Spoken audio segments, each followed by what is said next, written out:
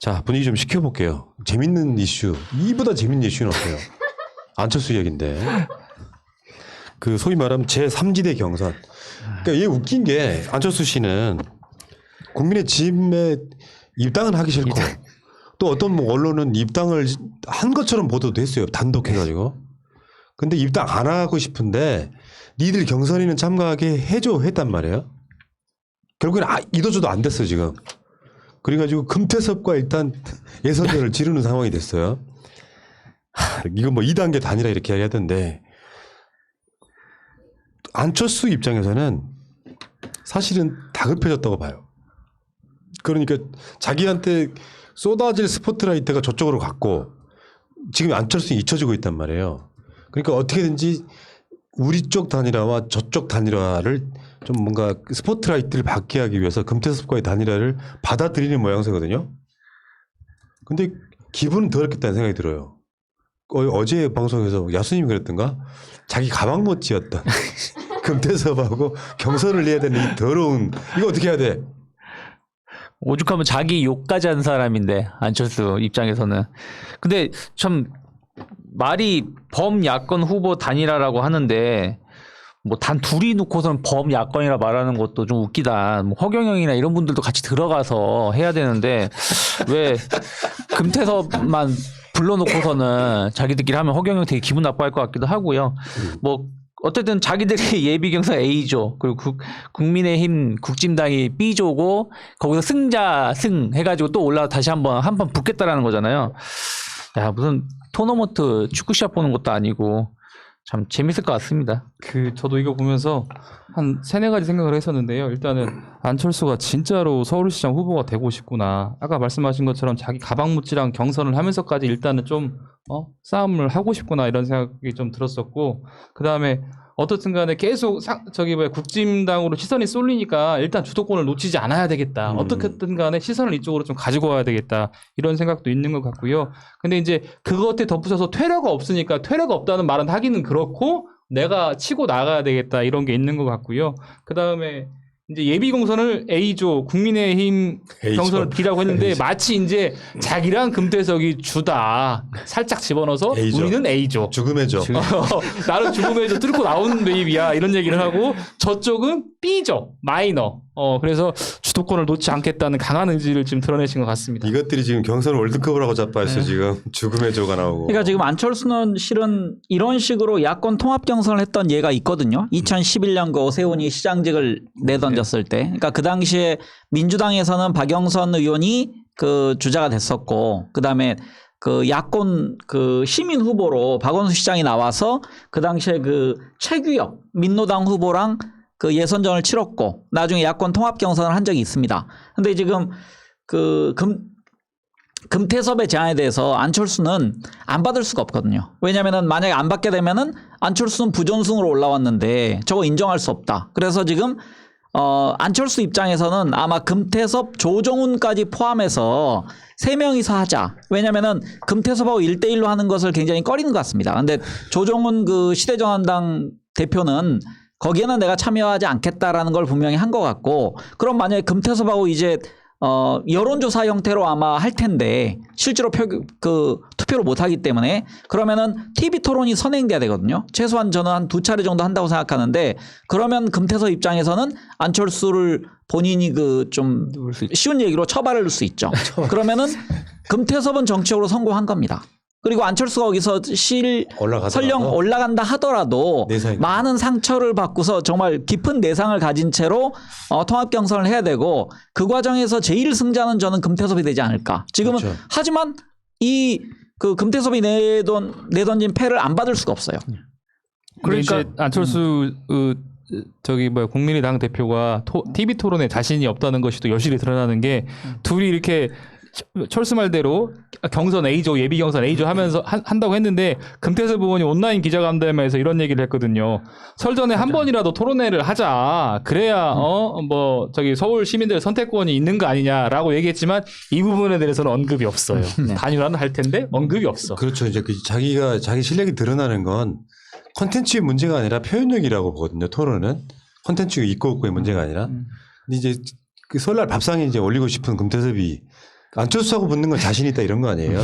설사 이론조사로 지더라도 뭐전 국민이 다 보는 토론은 아닐 테니까 금태섭 위상은 그만큼 올라가는 거고 자기가 모셨던 사람과의 어떤 그 위상이 똑같아지는 정치적 효과가 실이 굉장히 크고 안철수는 그런 경우 있잖아요. 토론을 못하는 사람들은 가급적이면 토론회를 줄이려고 해요. 그러니까 이명박도 그랬고 박근혜도 그랬고 대선 주자간 토론회 계속 줄이고 막 스킵할 건 다 스킵해버리고 그 선관위에서 딱 지정해서 숫자 하라는 것만 딱 참고하는 형태로 지금 그렇게 할 건데 문제는 안철수가 사실은 모양이 엄청 빠진 거죠. 왜냐하면 자기가 먼저 치고 나와가지고 야권 단일 후보로 내가 나가겠다 할 때 지지율이 막 30% 막 이렇게 되면서 국민의힘 후보들은 막 한 자리 숫자 때 이런 상황일 때 이 안철수하고 그게 필요했던 국민의힘하고 지금 현재로서는 안철수랑 비슷해지고 있는 나경원, 오세훈 등과 이렇게 해보면 밀리다가 자기가 요구한 건 하나도 안 들려준 거잖아요 지금.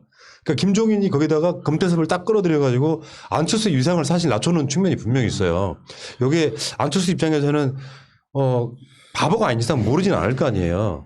궁여지적으로 받아주긴 하지만 감정은 앙금이 그대로 남는 상태로 가고 있다. 어떤 특정 시점이 되면 이걸 확 틀어버려?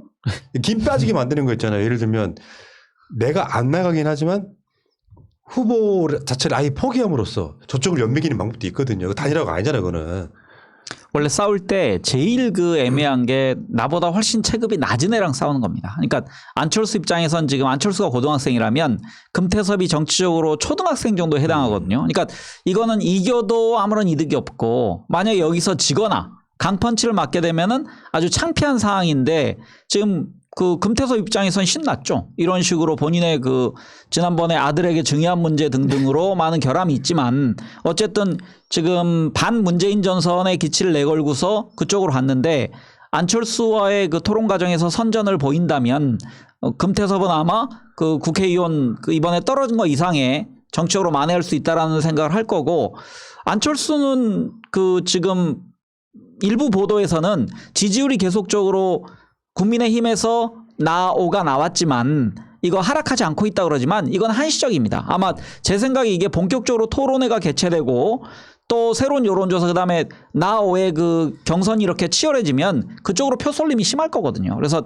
안철수의 그 지지율 하락은 앞으로 이제 시한폭탄 예. 곧 뭐 가셔야 될 겁니다. 이런 측면도 있죠. 지금 단일화가 사실상 정상적인 단일화는 이렇게 토너먼트로 올라간 사람들이 결국 승부를 냈을 때 상대방을 인정해주면서 선거까지 동행하는 게 단일화예요. 중간에 내가 후보직을 던져버린다든지 이 방식으로 하는 단일화 아니라고 보면 이제 그런 예측들이 많은 거죠. 사실상 단일화 안 될 거다. 어떻게든지 감정이 쌓이고 내가 어떤 실익이 더 많냐에 따라서는 멋있게 쿨하게 던지는 척하지만 마치 안철수가 박원순 시장한테 하는 그런 방식, 문재인 후보한테 했던 그런 방식으로 흔쾌히 단일화가 아니라 뭔가 하기 싫은 것 같은 단일화하고 떠날 가능성이 높은 이것 때문에 국민의힘 입장에서는 결론적으로 말하면 그거 아니에요. 안철수가 나는 야권 단일 후보로 서울시장이 되겠다라고 한 거랑 국민의힘 지임 입장에서는 어떻게든지 안철수한테 후보 내주기 싫은 거 아니에요. 왜냐하면 자기 당 후보로는 선거를 못 뛰게 된다는 건 치명적인 거잖아요. 서울시장 후보에 기호 2번이 안 나오는 상태가 벌어지는 거거든요.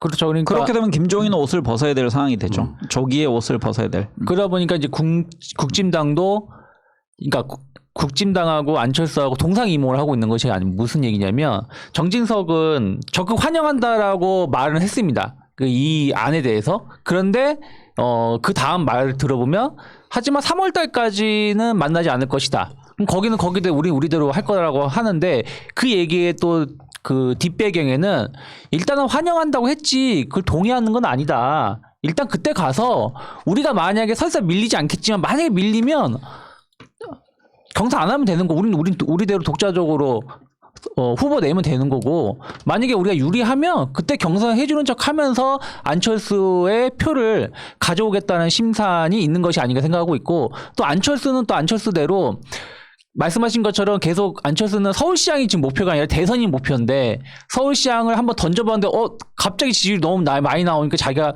물러날 수 있는 퇴로를 만들기 위해서 계속 뭔가를 꼼수를 부리고 있다 생각하고 있고 만약에 계속해서 자기가 유리해지면은 그 높은 지지율이 나온다라면 그때 가서 대승적 차원에서 내가 국진당에 밀어줄게 대신에 대선은 나를 위해서 알았지? 이런 식으로 서로 간에 동상이몽을 가지고 있는데 저는 그렇게 아름다운 그림은 그려지지 않을 것 같다 생각합니다. 성향상 그런 거고 여기서 재밌는 상황이 돌발까지는 아니더라도 하나 벌어졌죠.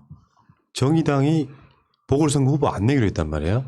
이게 중요한 영향을 미칠 거예요. 왜냐하면 지금 그렇게 되면은 저쪽에 2+2 해가지고 예선을 거쳐 올라올 텐데 그러면 이쪽에서도 어차피 열린민주당하고 민주당 후보들끼리 또 단일화 과정을 거치겠죠.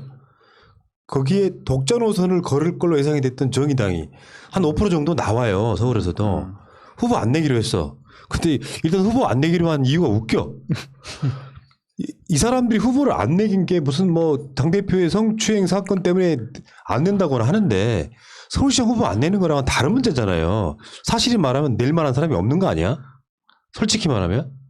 사람도 없고 돈도 아깝고. 어쨌건 그쪽 지분은 사라진 거예요. 그러니까 완전히 보수와 제대로 된 진보가 완전히 1대1 맞대결하는 상황이거든요. 이러면 국민의 지임한테는 훨씬 불리해지죠.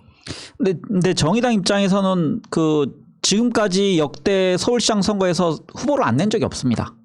그러니까 지금까지 계속 내왔고 이거는 돈 문제를 떠나서 그 정당이라는 존재 가치를 알리기 위해선 저는 열린민주당도 마찬가지라 생각해요. 네. 그러니까 지지율이 높지 않지만 정당이란 곳은 후보를 내므로써 당의 존재 가치를 남에게 혹은 당원들에게 인식시키는 건데 저는 정의당이 이번에 그 후보를 안 내서 그러니까 정의당의 지지율이 한 5% 되지만 저는 실제로 선거 가면 사표 심리 때문에 한 2.5에서 3%는 늘 그래도 가져간다 생각하거든요. 그러니까 그런 선거 결과를 여러 번 보여줬습니다. 그러니까 옛날에 한명숙, 노회찬 후보가 나왔을 때 그 표 차이만큼이 오히려 그 오세훈에게 그 시장 자리를 줬던 그런 예도 있고 그래서 정의당의 존재가 굉장히 계륵입니다. 우리 쪽 입장에서는. 근데 정의당이 이번에 그 당내 문제로 후보를 안 내면서 저는 안 내는 것까지만 발표했으면 좋은데 거기에 대해서 민주당이 후보 내는 거에 대해서 왈가왈부하고 있는 것 자체는 웃기죠. 정치적 그 본인들의 지금 스탠스를 망각하고 있다. 그래서 그런 뒤에 그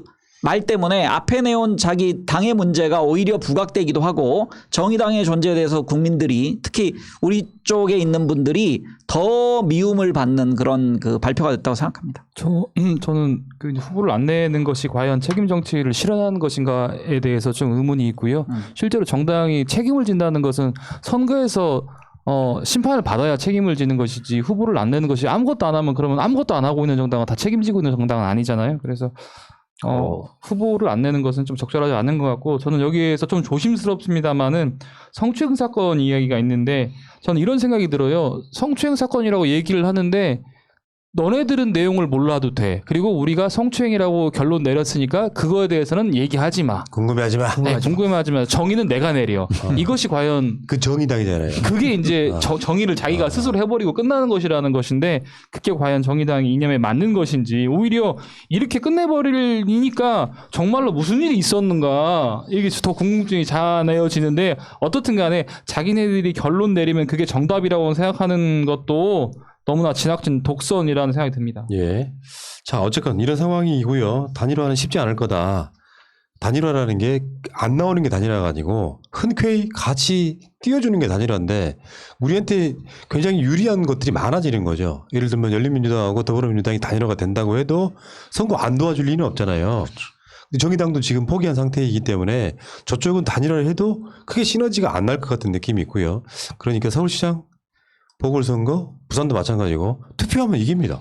걱정 안 하셔도 됩니다. 투표만 하면 이깁니다. 네. 여기까지.